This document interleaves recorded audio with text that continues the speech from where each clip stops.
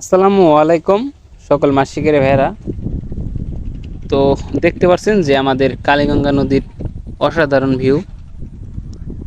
এই আপনার বাতাস, প্রচুর বাতাস, তো অনেকটা ভালো লাগছে দেখতে পাচ্ছেন।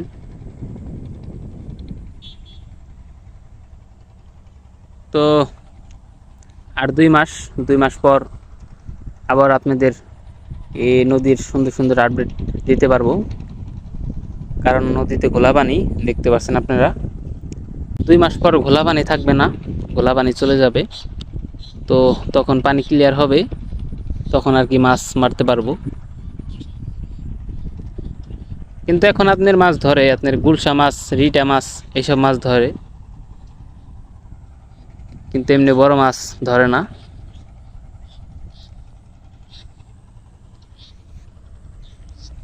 তো ছোট্ট একটা আপডেট ভিউয়ার্স।